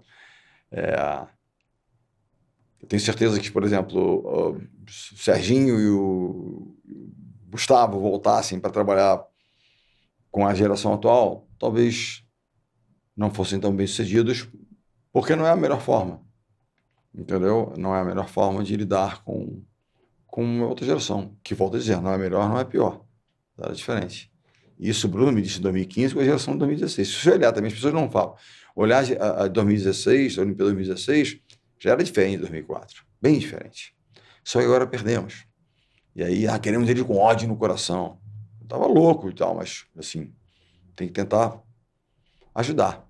Tem que tentar colaborar. Tem que tentar ser, né? A hora que der uma dura, vai dar uma dura e tal, mas... Os princípios são os mesmos. A forma é que vai evoluindo conforme o tempo. Mas espero que evolua, né? Que seja produtiva. Assim, eu estou aprendendo. A minha grande questão é sempre essa. Que é uma das perguntas, as 8 perguntas que Peter Drucker fala sobre negócios, né? Continuo apto e capaz de realizar aquilo que a minha função exige como líder. O líder se adapta ao time ou é o time que deve se adaptar ao líder? O líder se adapta ao time sem abrir mão dos seus princípios.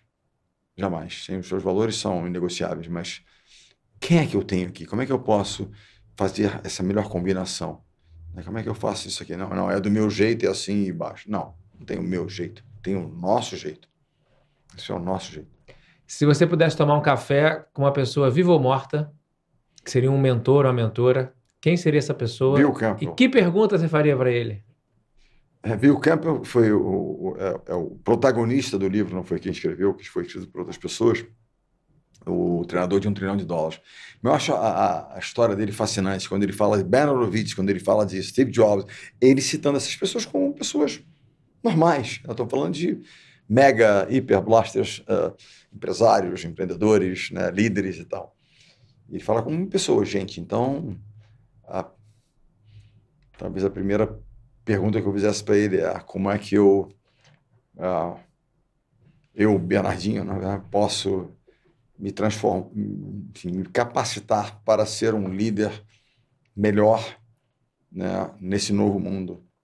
Ele certamente estaria atualizado no novo mundo, embora fosse um dinossauro na época, mas ele tinha reflexões interessantíssimas.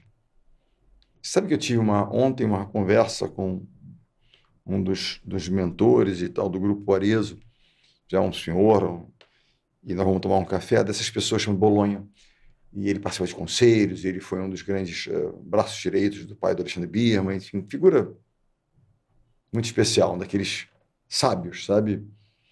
Um filósofo, um cara que eu vou tomar um café com ele na próxima vinda a São Paulo e tal, para poder conversar um pouco com ele. Não, quando a gente fala sobre o mundo corporativo, no final da história, conversando sobre gente.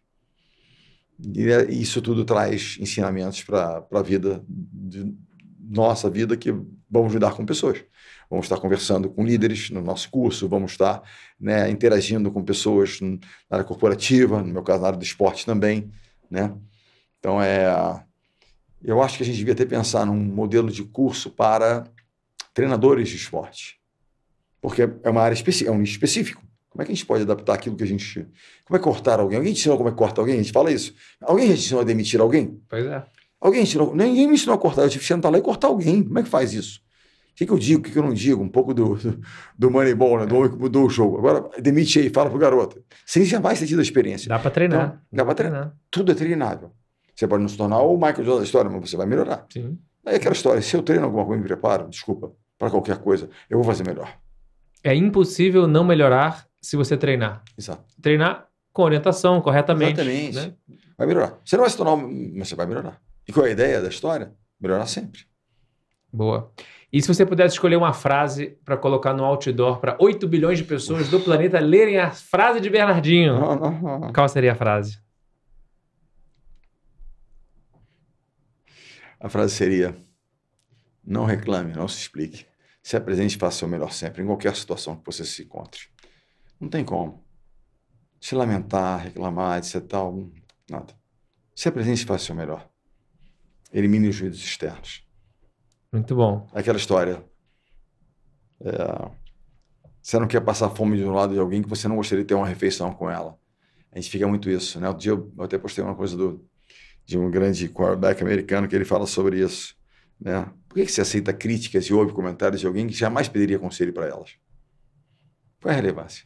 Se eu considero você e eu quero ouvir teu conselho, poxa, você tem uma crítica, puxa, eu quero ouvir a tua crítica. Ela é importante para mim.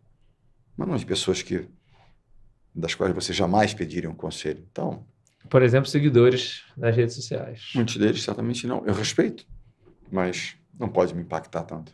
Nem para cá, nem para lá.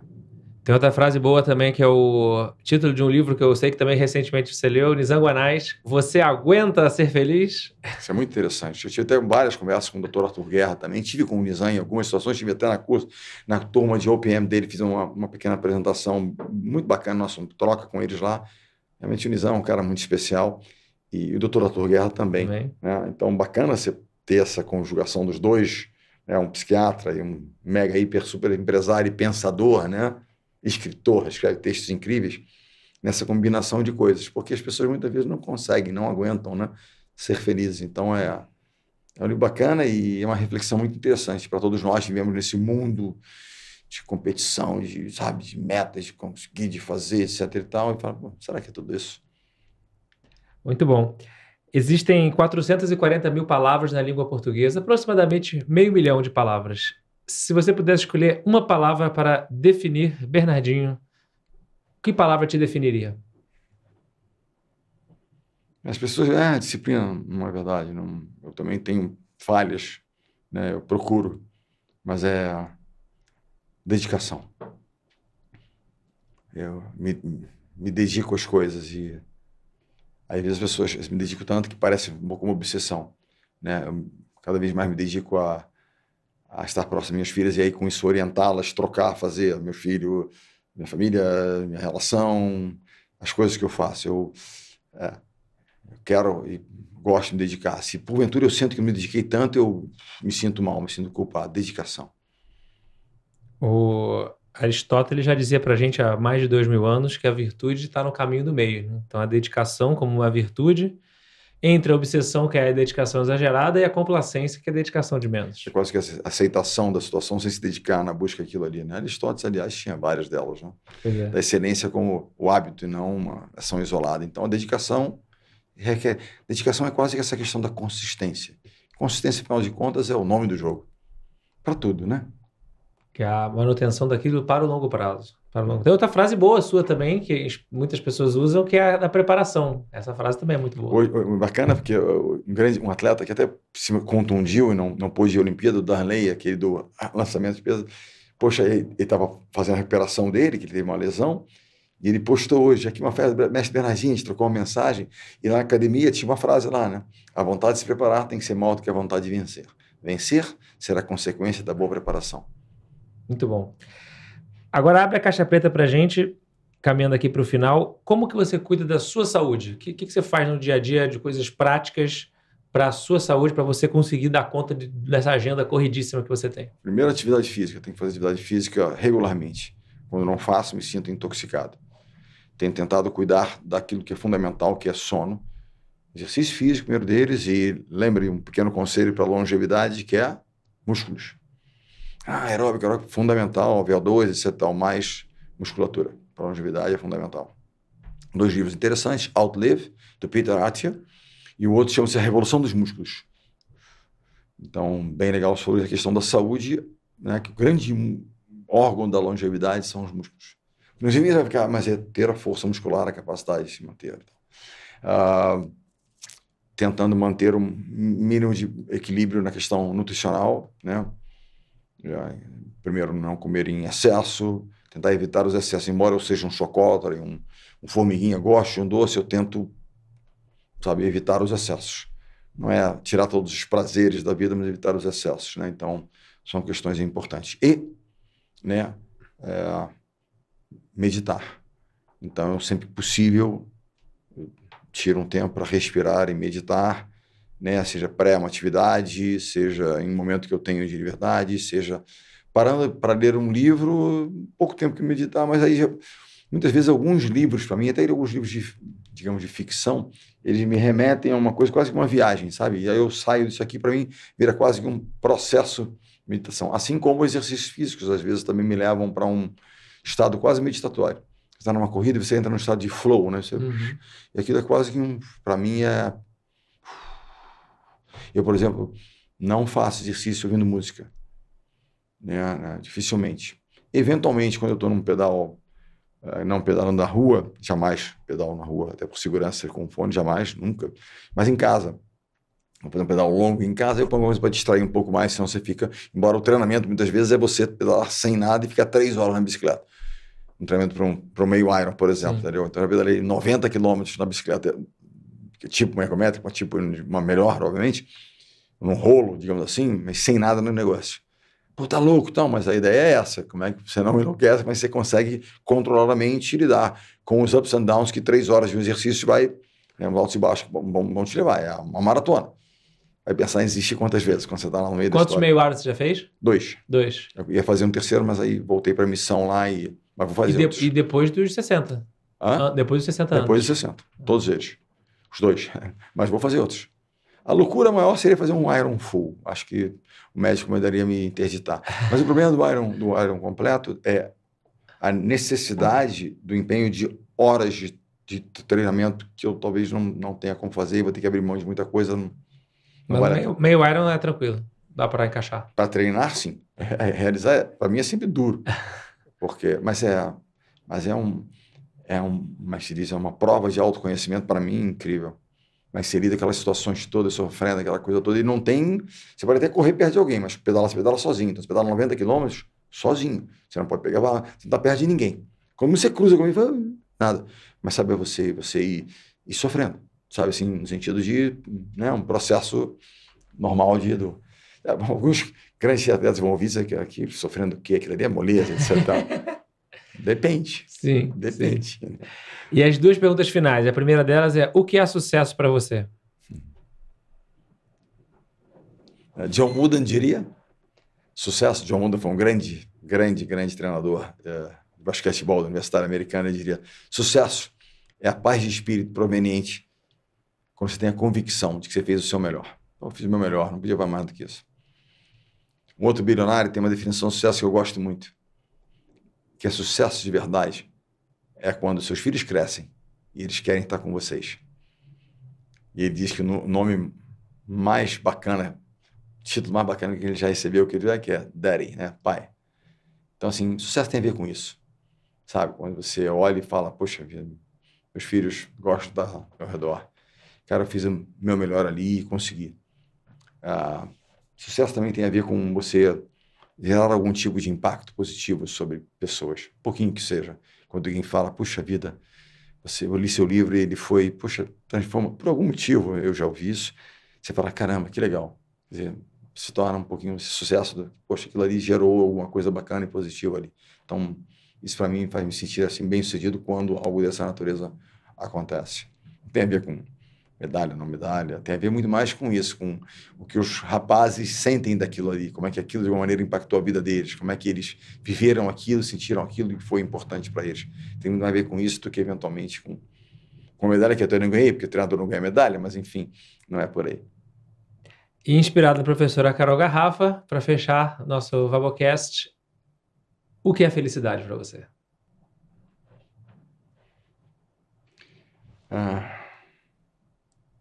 Cara, eu me sinto feliz quando eu... Para mim, a felicidade ela tem a ver com poder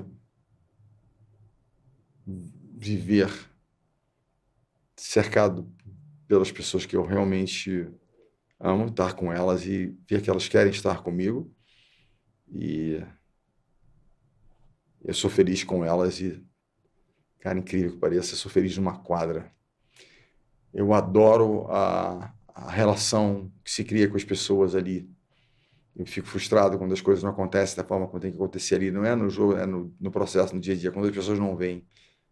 As pessoas dizem, não, lá no ginásio, assim, se eu morrer, pode deixar eu aqui e tal, pô, minhas cinzas ali, etc, tal, porque eu adoro o processo, porque ali você interage, você colabora, você faz, você erra, você acerta, mas viver ali. Se eu pudesse assim, viver com as pessoas, assim, minhas famílias, minhas pessoas que eu curto, que eu gosto, tal, estar com elas, isso para mim traz a felicidade, ter esse equilíbrio aí. Por isso que eu falo, eu não quero, embora tenha tido muito êxito em muitos momentos, eu não sei se foi também de sucesso, porque eu errei em muitas outras coisas em torno da minha atividade esportiva.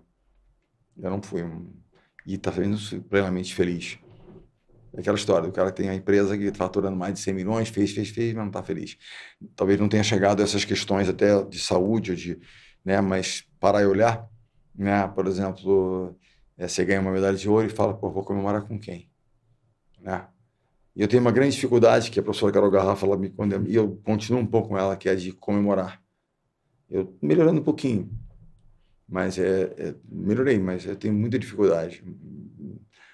Sabe, No final do semestre lá na PUC, você foi lá com a gente tomar uma caipivava. Mas foi porque eu queria estar perto de você, queria estar perto da galera ali, mas sabe, ou de coisas assim, eu vou para comemorar alguma coisa, mas não, não, meu, tal. Eu não fui eu fui indicado para o Hall of Fame do vôlei nos Estados Unidos, eu não fui receber, eu mandei um vídeo. Não, chegar lá, a pessoa fala, não gosto. Legal ser remunerado, adoro as pessoas que estão lá, recebi mensagens lindas de pessoas que eu admiro para burro, que foram também indicadas no mesmo ano que eu fui indicado, vôlei de praia, Kerry Walsh mandou uma mensagem linda, me emocionou, mas eu não curto isso. Eu gosto de voltar ali para onde você não está vendo. Pô, mas é um time que você não quer... Não, tá bom assim. Eu gosto disso. Coach B, deixar para você aqui de presente o meu livro, que esse livro, inclusive, tem o prefácio escrito por você. Seu livro.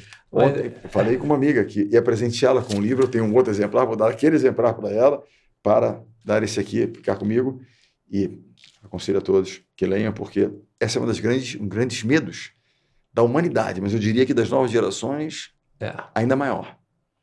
Falar e ouvir. E falar em público. É um dos medos, né? Sim, é um maior medo. É uma habilidade que nós temos, anda meio enferrujado. Parece que o autor do livro não é muito bom, mas o cara que escreveu o prefácio é muito bom. Deixar aqui de presente não leio. Uma lembrancinha aqui. Adoro cadernos.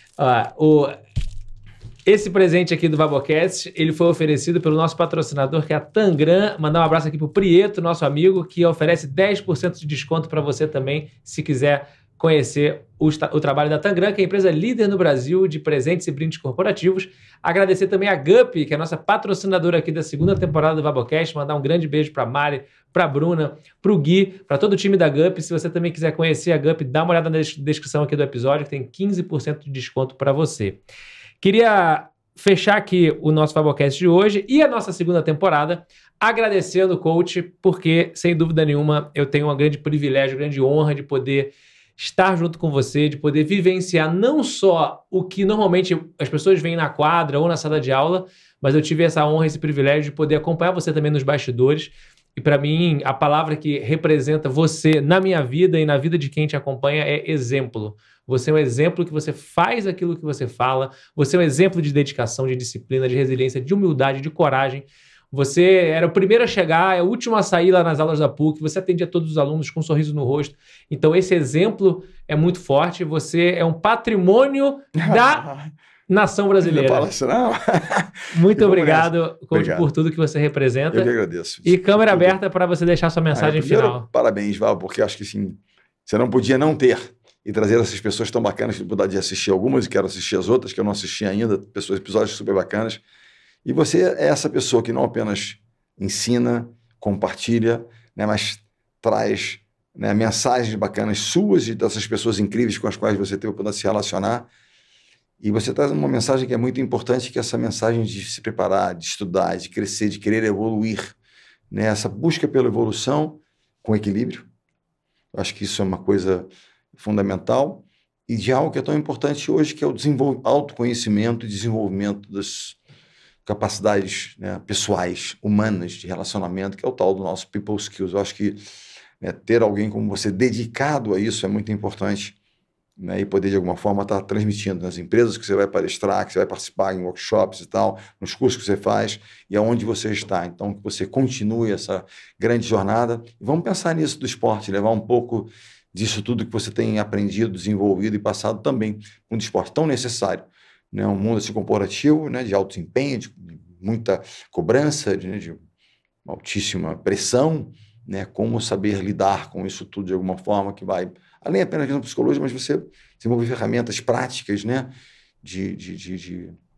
digamos, combate às questões nocivas e de enfrentamento desses desafios. Obrigado pela oportunidade. Senhoras e senhores, o pai do Bruno, da Júlia e da Vitória. Grande. Coach B, Babão. muito obrigado. E para você que nos assistiu nessa temporada, gratidão por você ter me acompanhado e ter mandado mensagens e ter entrado em contato comigo, mandado seus insights lá no Instagram, @vabo23, e eu te espero na próxima temporada do VaboCast. O VaboCast é um oferecimento da GUP, a HR Tech líder do Brasil. Não se esqueça de avaliar o episódio, compartilhar com seus amigos e me seguir no Instagram, @vabo23. Até o próximo VaboCast!